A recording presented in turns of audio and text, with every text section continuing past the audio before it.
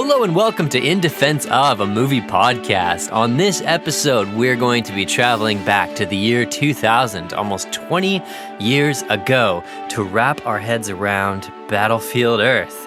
And with me, as always, is Aaron. Hey! What's going on, Aaron? Oh, not much. Excited to talk about this beautiful movie, Battlefield Earth. Yeah, this movie came requested quite a lot on Reddit when we kind of announced this podcast. It kept coming up, and it was already on our curated list, and then that kind of affirmed our decision.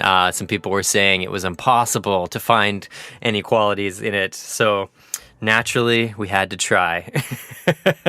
And boy, did we try. Yeah, this was kind of hard to hunt down. I ended up resorting to Amazon Prime to be able to watch this. Yeah. I couldn't find it anywhere, not for rent or purchase or anything. So, yeah, if you want to watch along, or if you haven't seen it in a while, I'm pretty sure it's the only place you can find it right now. Mm-hmm. Other than, hunting it down and purchasing a physical copy of it. At like an antique store. Yeah. In a back alley somewhere. You know what? Actually, the other day I was like popping in, because I own all the James Bond, and obviously you guys know I've been going through them. And I've been I popped it into the DVD player or my PS4, and I was like, "Oh, this is the worst, waiting for DVDs to load." And it just dawned on me that that's not something we really go through anymore. Yeah, it's true. Now you have to wait for it to buffer. Yeah. If you have bad internet. Mm-hmm. So Battlefield Earth is sitting on Rotten Tomatoes currently with a 3% critical average and a 12% audience average. So the fact that this rates higher than Master of Disguise proves that there's no justice in the universe. Yeah. It also proves that rating movies is just a trash way of it actually does nothing. Yeah. And this movie stars John Travolta as Security Chief Terrell, Barry Pepper as Johnny, Forrest Whitaker as Care, a clerk, Sabine, what was her last name? I had it written down here. Sabine Casenti as Chrissy. And so Aaron, this movie is based off of a novel by L. Ron Hubbard. It's called Battlefield Earth, a saga of the year 3000. Mm-hmm. Of course, when you start the movie, they actually do show that full title in the credits, even though it's not the official title of the film. So, yeah, man. I mean, it's based on a novel from 1982. Apparently, according to L. Ron Hubbard's publishing agents or literary agents, who are belong to a company owned by Scientology, they sold 1.5 million copies. Yeah.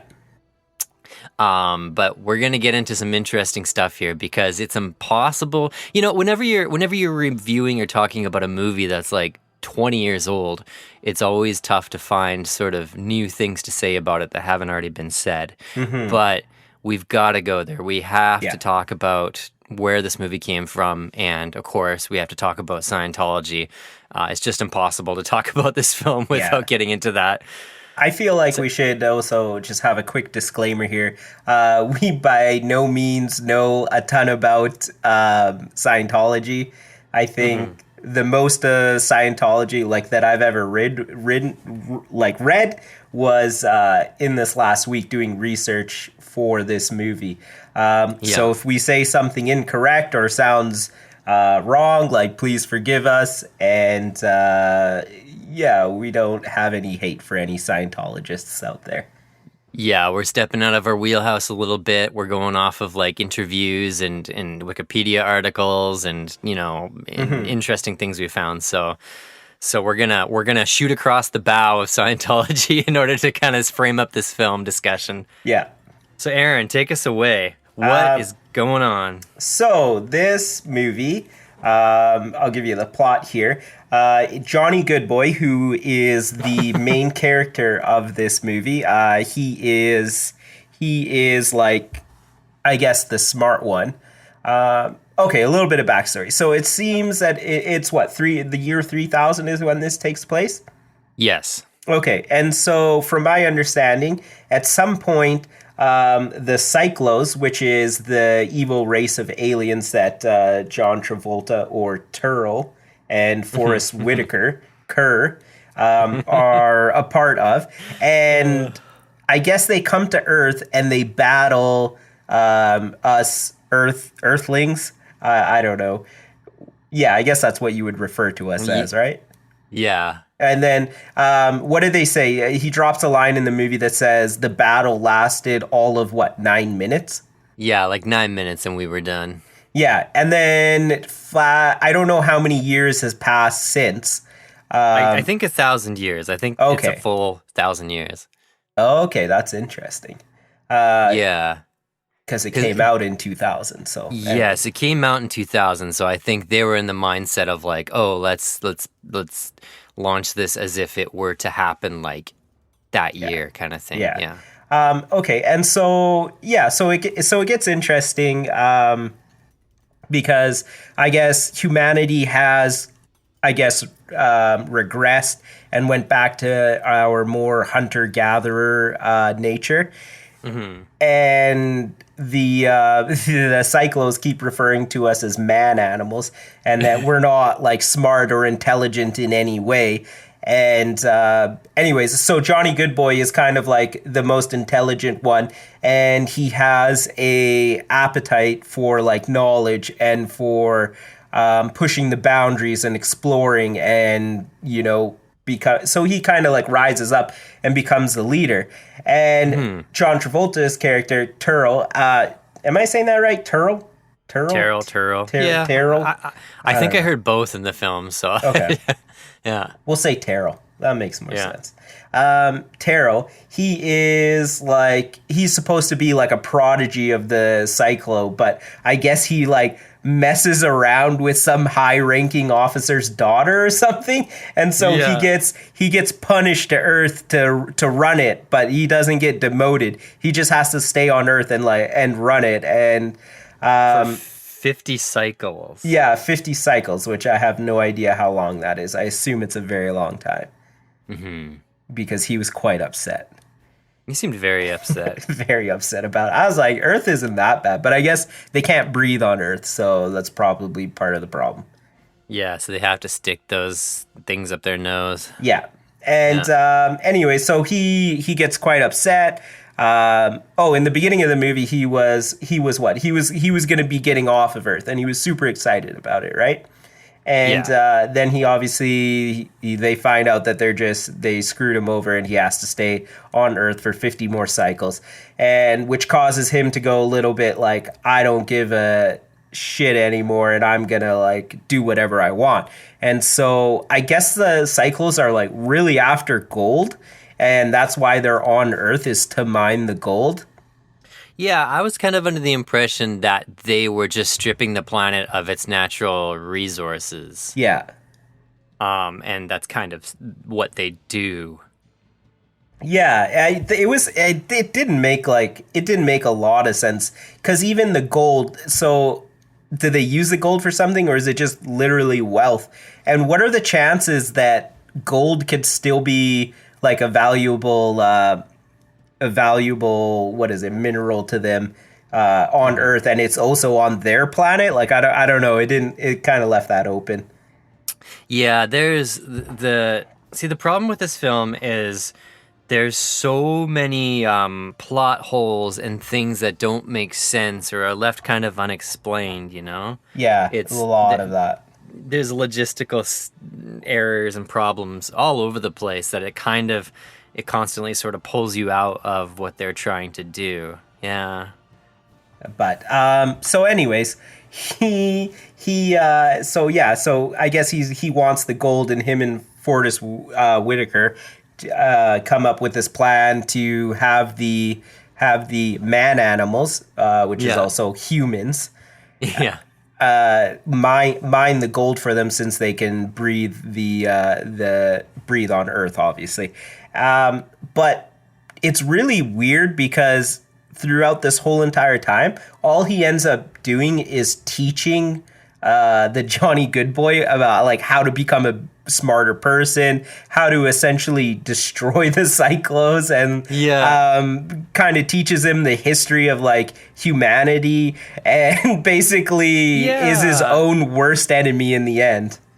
You know what's one thing I really like about this film, like right out of the gate, is how much the Cyclos underestimate humans and human nature. Like, Terrell sits Johnny down in that room, that learning room where that beam of like, knowledge, gets projected on his head. And he literally just tells him, he says, this is the entire history of your species. Look at whatever you want, learn whatever you want, because nothing will help you. And just walks away. Yeah. And I was just, and the pride and arrogance that the Cyclos have is really entertaining to me. Oh, yeah. Well, I don't even... Yeah, no, it is the Cyclos. Turl, John Travolta's character, was just so entertaining to me. Especially that scene when he's like, let's find out their favorite foods. And so we'll just put cameras on them and send them out into the wild. Yeah, and so, of course, the first thing that they come across is rats. And they've been... like, how many days? Was it like a week that they were wandering? It was a long time, yeah. So they would have... Yeah, so rats were the first thing that they came across, and they ended up eating rats. And then throughout the rest of the movie, you just see John Travolta trying to like persuade them with rats, and it's like so entertaining. It's so funny. It's like that was probably one of my favorite parts of the whole thing. Yeah. Oh man, so funny. Okay, so should we get into, I guess, jump into some of the Scientology stuff that's like right around this? Yeah, there's a lot I want to say about the actual film, but let's talk about the Scientology stuff first and kind of put a bow on that before we move forward. Yeah. Okay. So, in doing research about this movie, there was a few things that I found very interesting. First of all, I guess during the whole production of this movie, they would keep telling everyone it's not a Scientology movie, it's a science fiction movie. And so they kept having that disclaimer. And for what reason, I don't know why they wanted to get away from the Scientology banner so bad. Like, I guess they thought that would bring down their ratings or something. And so you hear them say that a lot. But there's a few interesting things that I came across, because I've always heard of Scientology. You hear Tom Cruise is a Scientologist and like a high ranking, and then you hear things that are like, oh, Scientologists are all wacky. They think you can fly and read people's minds and things like that. And so I decided to like kind of read, and I didn't go too in depth. I was just mainly reading like Wikipedia pages and things like that. But from one of the things that I've gathered from Scientology is a lot of their core beliefs revolve around survival. And which I thought was really interesting, because that kind of paralleled the movie as well, because here's humanity trying to survive throughout the movie. Yeah, it's interesting because the book that came out in, I think it was 1982, that L. Ron Hubbard wrote, it was a massive book. It's like a 1,000-page epic saga. And he said that the book wasn't specifically a vehicle for Scientology, that it was more so just him writing, putting on his author hat and writing. But then I read other things that like the sales figures around the book were kind of fudged in order to promote Dianetics and his other back catalog stuff. Mm-hmm. So that was kind of interesting to me too. And like, when you're watching this film, because before going into it, like I remember watching this in the theaters when it first came out, but I didn't remember anything about it, like not a thing. Like I'd seen it in the theaters and then watched it again like a week ago for this episode. So like I kind of forgot that this was, even a thing. Mm-hmm. Oh, so you saw this in the theater? I did, yeah. Oh, wow. I've always, my family kind of has this really weird connection to John Travolta. He's, one of my uncles is well, he was. I don't know if he still does, but he was a like a professional like ballroom dance instructor, and he did dance doubling and did gave John Travolta like dance lessons and things like that early in his career when he was doing really movies. Cool. So I grew up with like photos of my uncle with John Travolta and all these different John Travolta things. So he always seemed like he was like just like a degree of separation away. So whenever he had movies coming out, I was always kind of keen to see them because he felt like he felt like, you know, a celebrity that you could kind of reach out and call or something. You know what I mean? Like very like close to the family. So yeah, so my folks and I, we went and saw this film, and it was, you know, it is what it is, but at the same time, I remember like back then, you know, fresh off The Matrix, I was eating up like every science fiction thing that there was, you know, because The Matrix changed everything, and all of a sudden in every science fiction movie, everyone's wearing black trench coats and doing slow motion shots and stuff. But so I ate that all up, and yeah, and I never, back then, I didn't even know what Scientology was. I didn't know it existed. I've watched a few documentaries on Scientology and done a bit of research on what it is and this, that, and the other thing. But like, yeah, when I watched this, nothing preachy jumped out at me. You know what I mean? Yeah. Well, that was, it's interesting you say that, because that was one of the things that I actually read about Scientology, is that they don't preach faith or like can't remember what, like God or higher powers or something, but it's like your own ability, right? Your own ability to take you to certain places. And so another thing that I think runs parallel with this movie, which is, I know I shouldn't be saying that this movie is like very close to Scientology, but I definitely think it does have some like key things in it that are taken from it. Yeah, totally. Now, you and I, we were discussing in preparation for this episode, we'd also done some research on the head of the Church of Scientology was heavily involved. Yeah, David, I don't know how to pronounce his last name. I think it's like Miscavige or... Miscavige, I think. Miscavige? Yeah, I think that's what it is. Yeah, he was micromanaging this film.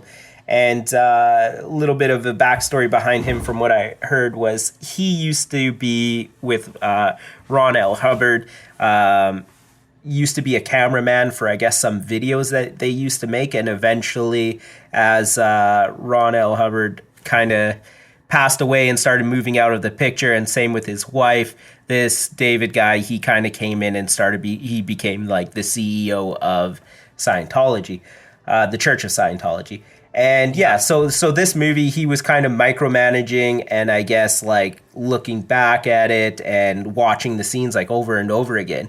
And yeah, then he was watching the dailies. Yeah. He was there for every step of the way.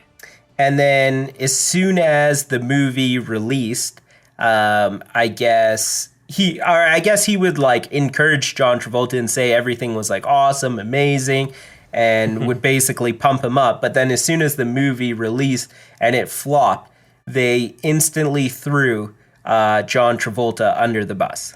Oh yeah. And I guess there's some thing involving Tom Cruise. I don't know a whole lot about it, but I guess Tom Cruise threw him under the bus as well.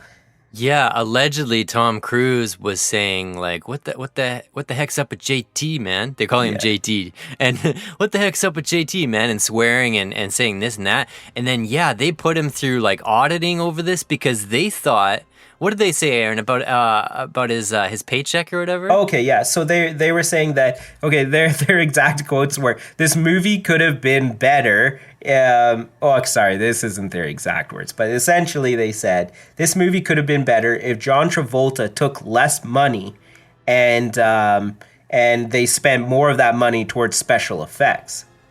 Yeah, they thought that he should have done it as like a charitable act. Mm-hmm. Not having taken a paycheck from acting in it at all. Yeah. The special effects in this movie are incredibly hit and miss. Yeah.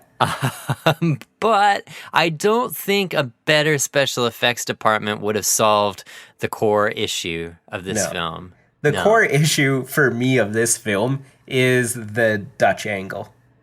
And Yeah. I had no idea what a Dutch angle was prior to you this didn't, movie. eh? No, like I'm not too familiar with camera angles and terms like that. But yeah, after this movie, I am very familiar with what a Dutch angle is. Yeah, when I was basically, if anyone doesn't know, the Dutch angle is essentially where they tilt the camera on its axis at about a 45-degree angle.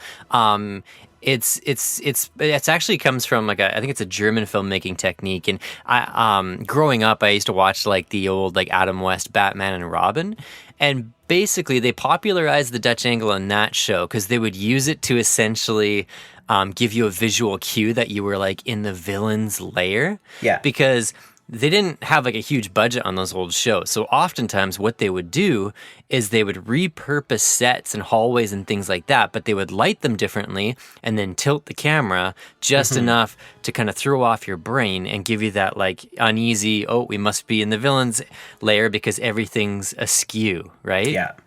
And I think if any of you out there want to Google what a Dutch angle is, as soon as you see what it is, you'll recognize it. And you'll recognize it being associated with like an intense part of a movie. Yeah, like Or 90... like an eerie or suspenseful part, or like what's going on kind of part of a movie. Totally. And like, I think 90% of this movie was shot Dutch angle. Like, Yeah. totally overused to the point where you think that their tripod's just broken. Yeah, I kept like tilting my head as it would go because I was just like, what? And then eventually I was like, why is my neck feeling like this? But okay. So to jump back into this Scientology stuff with John Travolta. So first of all, I had no idea John Travolta was a Scientologist. Oh yeah, And- apparently he has been since like the 70s. Yeah, and that was the other thing I was gonna say is like I had no idea it's been for that long, and I read a little bit about it, and I guess Ron Hubbard sent him a autographed copy of the book. Yeah. And I don't know what it is about John Travolta, but he just absolutely wanted to make this movie. Yeah, it was like his L. Ron Hubbard, something about it was almost like his like dying wish or something that this movie get made. Yeah, and John Travolta, he took it upon himself to get this movie made, and he got it made. So no one can ever say that he didn't do that. So yeah, it's pretty interesting, and much like Waterworld, it became a total passion project for him. Like he invested a lot of his own money into it. Yeah. I don't know. There's just so much stuff. There's a story apparently. His agent was like, everyone was telling him to drop this movie, don't do this movie, and it seems like there was just a lot of negative like talk around it. And he basically told everyone to shut up. He told his manager that if they don't make the movie, he's leaving him. Like he threatened a lot of people, and he wanted to make this movie, and so he did. Yeah, and it's funny because this movie got, wide scale distribution. I mean, Warner Brothers distributed it. The production company behind it, Franchise Pictures, they're known for taking on like passion projects and helping actors invest their own money and push projects through.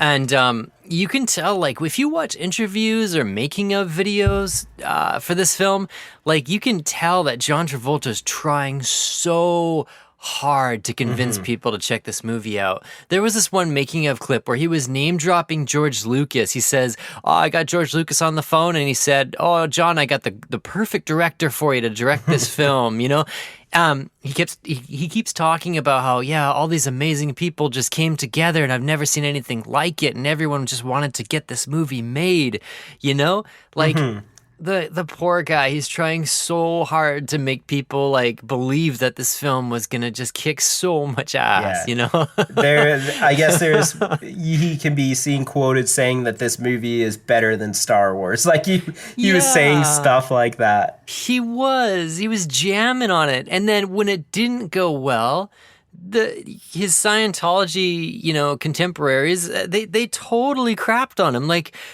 they put him in like auditing, which is like they went so far as to think that potentially he was like that it was diabolical, that he was trying to sabotage Scientology. Yeah. And so, yeah, they sent him through all these, whatever Scientologists do to cleanse you of whatever, oppressive stuff. Like, I think Tom Cruise even called him an oppressive, what is it, their buzz thing, like oppressive person? Is that what they call people that are like, Oh, I'm not sure. OPs or something? I might be overstepping my knowledge there, but basically what I'm trying to say is like, they hung him out to dry for this film. Yeah. So I don't know. I want people to watch this film for a few different reasons, but one of the core reasons, Aaron, if we're talking about like defending it, is I don't want this film to be forgotten. You know what I mean? I don't want the people that like tore John Travolta apart over making this, in my opinion, a very entertaining film. Yeah. I don't want them to get away with this. It's already quite buried. Like, it's hard to find, to rent anywhere. It's not on Netflix or Google Play or like any, this is the first thing I've ever watched on Amazon Prime. I didn't even know that I had it. And so I want to defend, like, I don't want this movie to be forgotten because it deserves a place in like the so bad it's good kind of realm of movies. Yeah. If you like watching B movies and like Sharknado and what's that one movie with the rubber or tire or whatever it is, if you like those kinds of movies, like this is in your wheelhouse then. Well, I was gonna say, like, maybe my tolerance, because I've watched so much crappy sci-fi in my life, my tolerance for this was so like high. I was gonna say, like, this is not the worst science fiction movie I've ever seen, like by a country mile. And like, this was hard to review because watching it, I was so entertained that it fell into that category of like so bad it's fun to watch. Yeah. And then it got sticky because I was like, oh, this is so subjective. Like, how do you defend a film that is so wildly subjective? Like, you're either gonna, because you read online, people are saying things like, it's so miserable, you'll never get through it, and unwatchable. They're using like these words that, I mean, I would apply to a few films, but I don't know, man. Like, when I was watching this, I was like, yeah, this is super straightforward. I really liked the concept, if that makes sense. Yeah. I even went so far as I wrote down a summarized plot, like a 2-sentence summarized plot, Aaron, that I think, okay, check this out. Because I was watching this and I was like, well, how would I describe this film in a way that captures kind of the spirit of what they were trying to do? And I wrote this down. So this is, in my opinion, this is the core of Battlefield Earth. So for 1,000 years, an alien race has taken custody of the Earth, stripping it of its natural resources. Humanity is nearly extinct, punished, and enslaved. One human, demanding more from his existence, dares to defy the superstitions of his village and ventures out to face the unknown. I was like, yeah, that's. I was just like, you know what? Like, it's not a well-made film. Anyone with any sort of sensibility can tell that, yeah, this movie's it's hilariously poorly made, but like at the core of it, it's not like the story is a piece of garbage. It's not like you know what I mean? Like, there's a lot of actors in it that are doing the best they can with the material. Barry Pepper, who plays Johnny Goodboy, I thought he did a fantastic job as the character. Yeah, he was great. Definitely defend Barry Pepper. Barry Pepper was in Saving Private Ryan. Yeah, that's exactly what I was thinking when I first saw him. Yeah, like he went on to do some really good films after this. Yeah, and Totally. I thought he did a great job as the main character. Totally. Totally. So that scene where they are, I guess he meets Carlo, Kim Coates, and one other guy that just dies. So it doesn't really matter. But they're in like the mall, and this is when the Cyclos like first show up, and they capture Carlo. And I legitimately got spooked at that part because it just came out of nowhere, and they're just like having this nice moment, bonding, eating some rabbits, and then and then the aliens just show up and they shoot some kind of like gun that. Was it like shoots a collar around someone or stuns them? I'm not sure. I remember in the theater that moment too, and being a little spooked out by what was coming towards them because I didn't see like the trailers. I didn't know what they looked like, you know, with their big heads and their giant cod pieces and stuff. I had no idea. And their sweet hair. Their sweet hair. So in that moment, you don't really know what's about to happen, you know? Yeah. This movie to me was akin to watching like a young adult's novel adaptation, where it doesn't like pull me in and make me, you know, like make me excited or anything, but it's like something to have on, you know what I mean? Yeah. Like, so many people that review this film just jump all over the plot holes, like the jet fuel thing, how there's these jets in the basement that, you know, have been sitting there for 1,000 years, but the fuel still works. Yeah. Or the fact that they somehow smelt gold into bricks on the side of a waterfall and no one asks any questions. You know what I mean? Because they took the gold from Fort Knox, and then Terrell's like, "You had time to smelt it into bricks," or whatever. Look, this film is full of stuff like that, and if that's all you care about going into films, you're gonna hate this movie. There's just no helping you. But if you have a tolerance for sci-fi, like crummy sci-fi, and you like filmmaking from the aspect of like, you know, the history of it and seeing how far we've come, even the special effects, there's a couple special effects, like some of the practical stuff, like when they show practical, you know, because they kind of have two versions of that ship they fly around in. There's like the digital version, which is very hit and miss. But then you have like the practical version. So there is some cool stuff in here. There's a couple cool shots and some neat ideas that they tried, you know. But it's buried under like 1,000 stories of nonsensical plot hole stuff. Yeah, it like exactly what you said. If you have a tolerance for this stuff, you can bear through it, and you'll be entertained. Yeah, I will say that in what is this movie? Just under 2 hours, right? Yeah. And I will say that I was like entertained all the way from the start to the end. Yeah, I think the biggest issue with this movie, if I'm being honest, I think is the fact that the plot is so, you know, by today's standards, especially in the year 2000, was so it just wasn't groundbreaking. It was very contrived. Like it's very pulpy. There's nothing really new here. You know, coming off of the heels of, you know, The Matrix, which was the year before. Yeah. That showed people something and a concept that they never even thought about before. Yeah.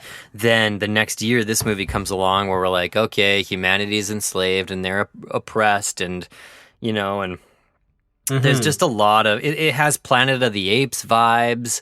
It has it kind of has Logan's Run vibes a little bit to me, and, you know, it's wrapped in this. It's kind of an ugly film, the way it's shot, a lot of the colors and stuff. So I think its biggest problem to me is just the fact that the plot is just not anything remarkable, you know? Do you think, though, if this movie would have been made right around the time he wrote the book, it would have done better?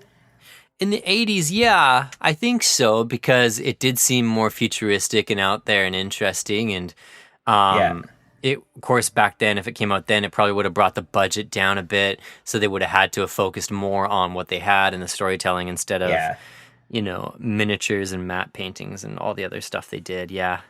I think that this movie was made in the wrong era. Like, it should have been made in the 80s. Yeah, it definitely would have had more to say back then. You Like, know, it would have fit in perfectly with what kind of sci-fi movies were going on back then. I think so. But it's funny because in the 80s, like, there's no shortage of B-rate science fiction films, you know? Yeah. There's literally thousands of them. And so many of them are just an excuse to use a certain special effect or a certain costume they had lying around. Or, you know, they all have this pulpy and yet playful quality to them. And I just feel like Battlefield Earth was put on this pedestal of like, it was supposed to be some massive thing that was better than Star Wars. It's just not the case. You're right. Like, it should have came out in the 80s. If it came out in the 80s, it would have fit right in with all that other nonsense, and no one would have thought about it, you know? Mm-hmm. You would have watched it, and you would have went back to playing Super Nintendo or whatever. That would have been it. Or Nintendo, you know? It just would have been like, yeah, another VHS tape you have laying around. Yeah. You know what I kept thinking about Johnny Goodboy is he kept reminding me of Atreyu from Neverending Story. Oh, interesting. I can see that a little bit. Yeah. But mainly because he was just like the savior and he was riding a horse. Yes. I liked the horse.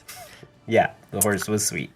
The other thing that bugged me about this film, full disclosure, was the stupid like barn door transition wipe that they did. After every single scene. I think that they were trying to chase after that Star Wars energy of like, you know, the old-fashioned wipes. It doesn't work here, in my opinion, but it also, again, it's unique. I've never seen it before. So, you know, I don't know. It's a bit overused, Aaron. It's so interesting to me that John Travolta would decide to use Star Wars as a reference point for how good this movie was going to be. Because there's just so much other stuff that surrounds Star Wars and why it was such a great movie, right? Like, it was way ahead of its time when it came out. Yeah. The special effects and everything that they did. Like, it was all unheard of, and it blew up, right? And to think that this movie is coming out in a time where there's already like tons of sci-fi movies and effects and things like that, and to say that it's going to set some sort of record like Star Wars did, just would probably also made people already tune out. Yeah, like this, people had just watched pod racing a year before. You know what I mean? The special effects bar was like through the roof.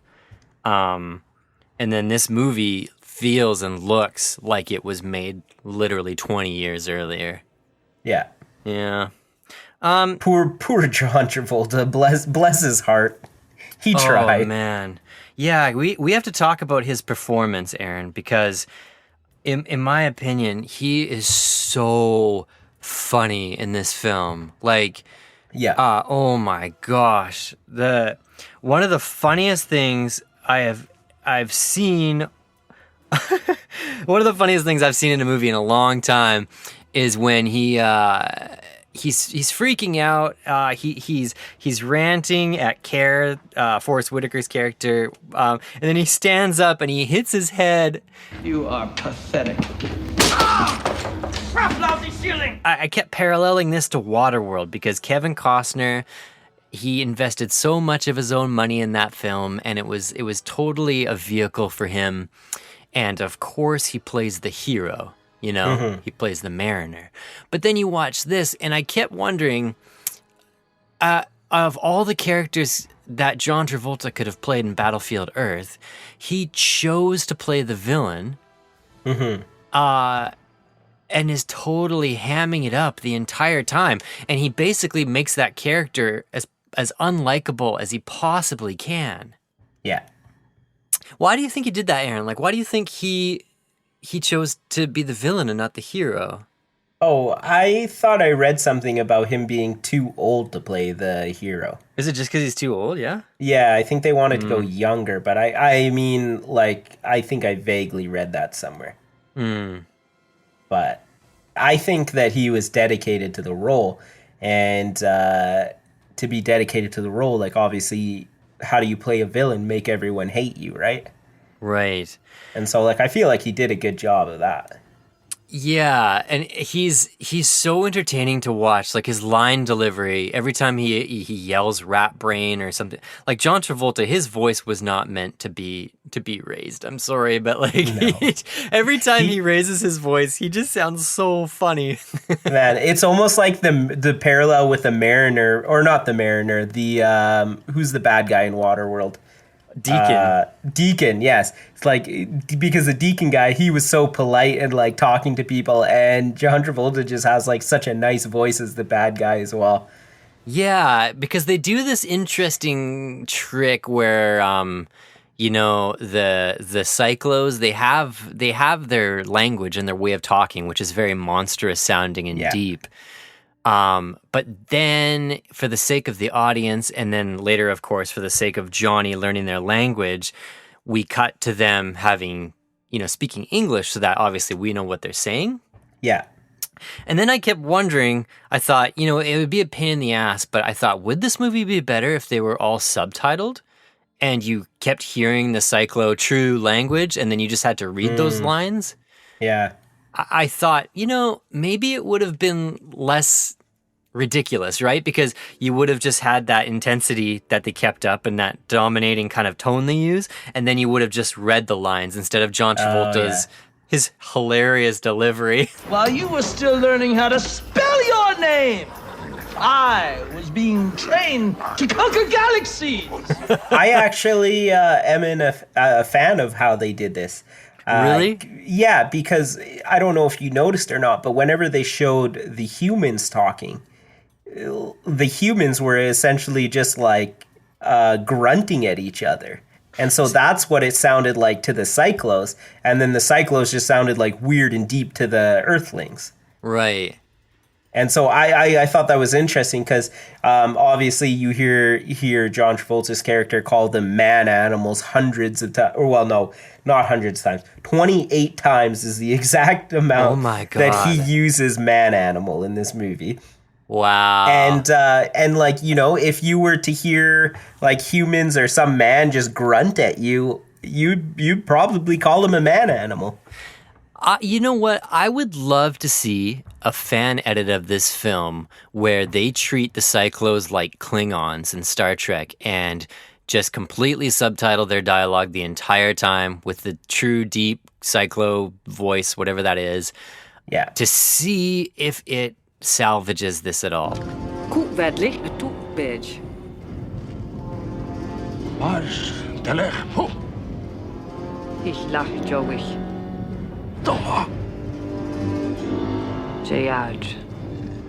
Because I think a lot of the stuff that people stumble on is John Travolta's just totally goofy and tone-deaf line delivery. Do you want lunch?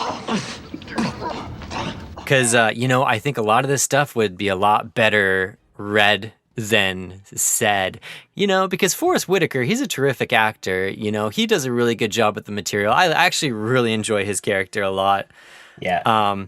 But again, I would be very interested to know if subtitles would save this film. Yeah, that's. I guess we're gonna. Someone out there want to make a fan edit. I don't have that kind of time on my hands currently, but if someone does, I'm just so curious, like if that would help, because I think you could fan edit, you could distill this movie down a little bit and kind of save it. Why you would want to do that, I don't know, but I'm super intrigued by that because you gotta draw the parallel between Klingons and these Cyclos, right? Yeah, and I think get rid of a few of the Dutch angles there, and this movie will be golden. A few, as in like 50% of it, maybe 80%. More. Yeah, 80% of it. Use the Dutch angle for what it was actually intended for, and and then this movie will like take off. Yeah, it'll take off. I liked it. It was so straightforward in terms of science fiction. Can we touch on the themes a little bit? Yeah. There was a couple things that stood out to me that I don't think get enough credit. The one of the big things, I don't know how many times they say this word in this film, but one of the big themes of this movie is leverage and having leverage over people. Yeah. And it seems like the Cyclos, culturally speaking, really have value in terms of leverage. It's almost like their social currency of who has leverage over who. Yeah. And I thought that was interesting, and I thought it was also kind of an apt commentary on society in general. It's not any deeper than that in terms of what I want to say, but I thought that was kind of interesting, you know? Whenever you're doing a pulp sci-fi film, it's nice to have some, a la Star Trek, it's nice to have some culturally relating messages and commentaries on certain things. And so that checks that box for me. Leverage. We should talk about Forrest Whitaker's character a bit here. We haven't... Yeah. So he is he's originally being trained to replace John Travolta's character, but then obviously finding out that he's going to be staying on Earth longer, they start like working together to like get themselves ahead. But then they both keep double crossing each other, like it keeps going back and forth. Yeah. And I think in the end, Forrest Whitaker obviously wins because he aligns himself with the humans. Yes. The difference is, I think, Forrest Whitaker he doesn't underestimate the humans, I think. And that's cool. I love that. Yeah. He seems like a nice guy, like a nice chill guy that's just like, hey man, like we're all in this together, just trying to do our best. Like you scratch my back, I'll scratch your back. You know what I found out? I found out that this was supposed to be a two-parter. There was supposed to be a second chunk of this, and I think it was... I haven't read the book, so I don't know specifically what it would have been about, but I assume, as Forrest Whitaker and Terrell mentioned at the end, that, you know, there's obviously outlining pockets. There's still tons and tons of Cyclos, even though they destroyed the homeworld, that are probably going to come down and, you know, and descend rather onto Earth, you know, and find out what happened. So that was interesting because I thought, oh yeah, there's more to Care's story to come, but it's lost to history. Yeah. Can I say something? Yes. I feel like this movie is like a giant ripoff of Star Trek. Yes, I agree. Very much so. And that is probably one of the biggest things that, like, everything else was okay, but I think that was the one thing that bothered me the most. Well, yeah, it's just that filmmaking reference, you know? This movie's like a junkyard of more successful science fiction properties. Yeah. Like the costumes, the set design, even some of the casting choices. They begged and borrowed their way to the screen here with this film. Star Trek does a lot of this stuff much better. So, Aaron, in terms of defending this, here I think I have a recommendation for this film. Okay. I think I figured this out. I think this movie is the perfect movie to watch if you're homesick, if you're homesick from like work or school, and if you're like running a fever around like 102, 103 degrees. Yeah. What you do is you plop yourself on the couch, you prop up a pillow, and you lay down so that the Dutch angle cancels out, and of course, running a fever will make all of this stuff way more interesting, and you'll be so entertained. Man, you'll be drawn right in. So my recommendation for Battlefield Earth, the redeeming quality is watch it while you're sick, and everything will make sense. Okay. I'll give you my in defense of this. Yes. Okay. So it's not quite as good as that. But essentially, the biggest thing that I liked in this entire movie was the resilience of the human race.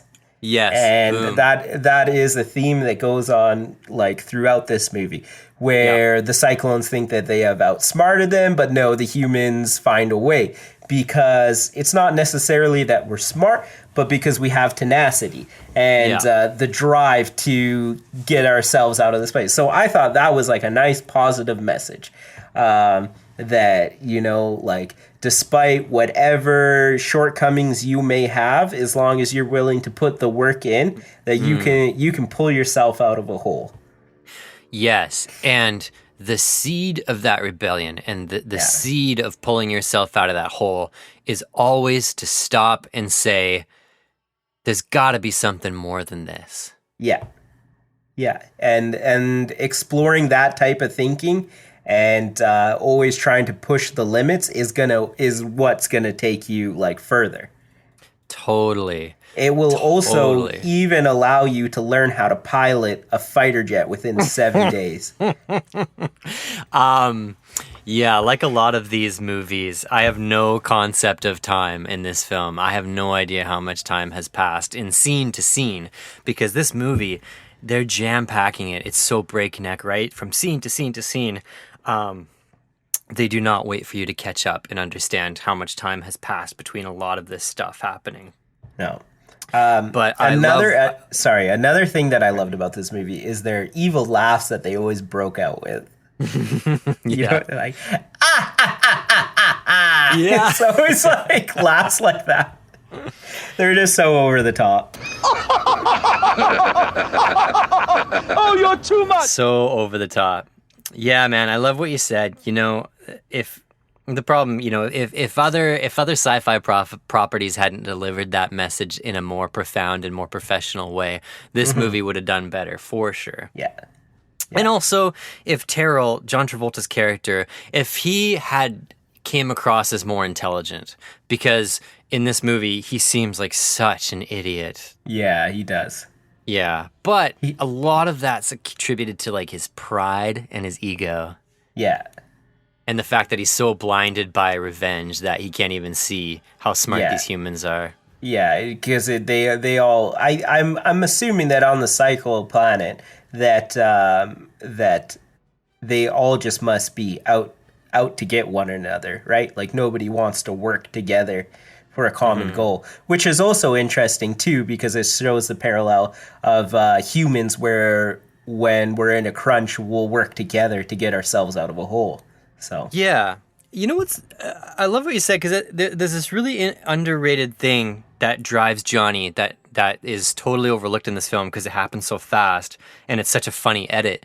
Because the editing in this movie is atrocious, but at the very start, what triggers Johnny to like go on that rant about, have you guys even seen one of these demons, these beasts, is like, I think it's his dad that dies, right? He comes back from scavenging on his horse, and Chrissy says like he passed away in the night, and then he kind of like he throws that rock and he rages and goes you know, and that's the thing, is like he recognizes that they're just all slowly dying out. Like there's just like, what are we doing if we're not taking a chance? Like, do we want to go through life just slowly dying out and just accepting life for what it is? Or do we want to actually break through that glass ceiling as they do in this film, or break through, you know, there's lots of imagery in this film of breaking through things, and that's very on the nose, but it is what it is. And, you know, look out, you know, defy what people are saying, and defy and push past, and, you know, be courageous and all that kind of stuff. That all happens right at the top of the film, and it doesn't wait for you to catch up. But it is great character motivation. And that's why I say, I thought, sorry, his name's Johnny Pepper, is that? Like, Barry Pepper. His Johnny real is his Barry name. Pepper. Barry Johnny Pepper. Yeah. I'm mixing his real name and his character name Sounds together. like a stand-up comedian. Next up, Johnny Pepper. Yeah. But like I said, I thought he did a fantastic job as the main character, and conveying that like the search for more. Yeah, there's something to be said about elevating material in this film. And him and Forrest Whitaker, man, they're MVP for sure for me. Oh, you don't.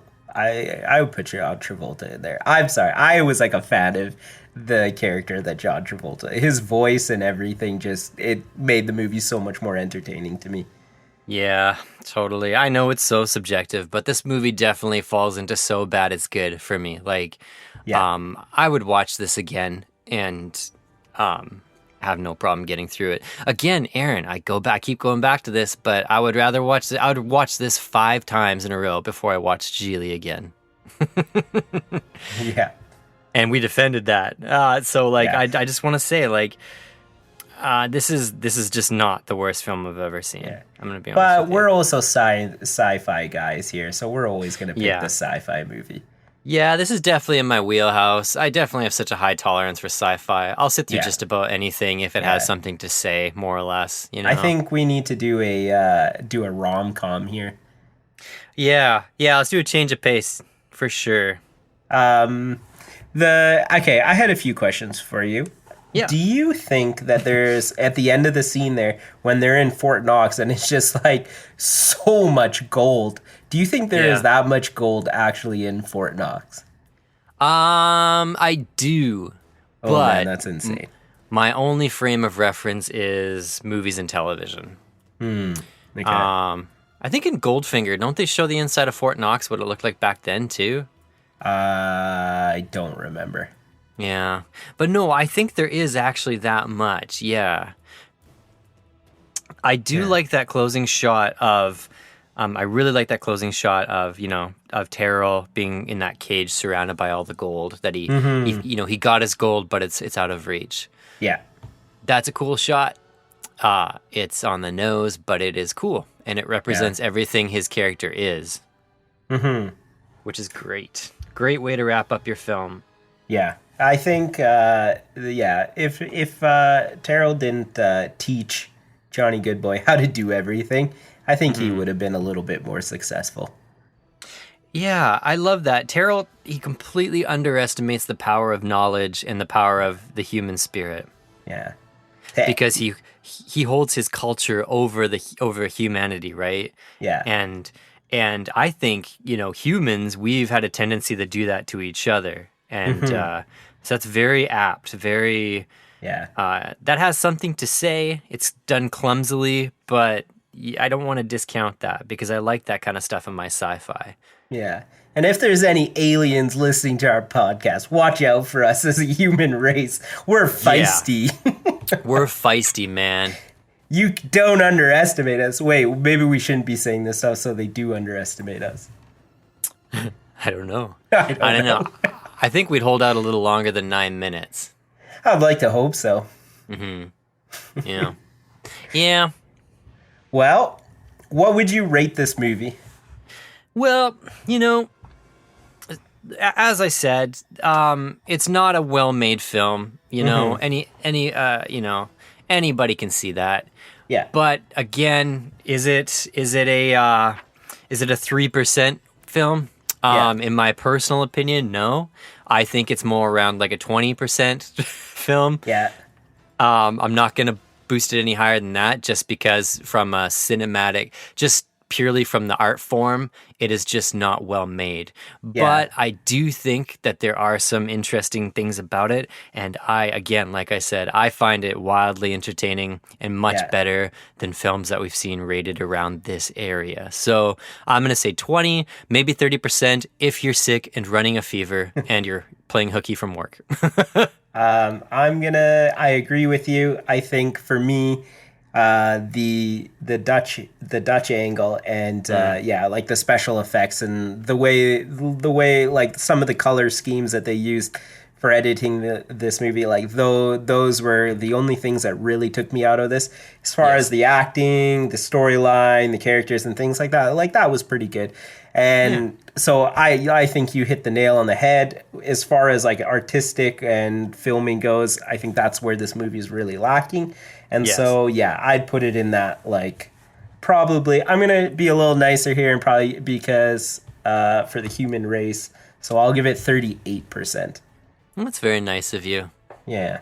I really want a knowledge machine. Every time that kind of thing happens in a sci-fi film, Yeah. I'm always so jealous. I want, like in Fifth Element, they do it really well. You know, I just want like to stare at a screen and have the knowledge beamed into my brain. That'd be so rad.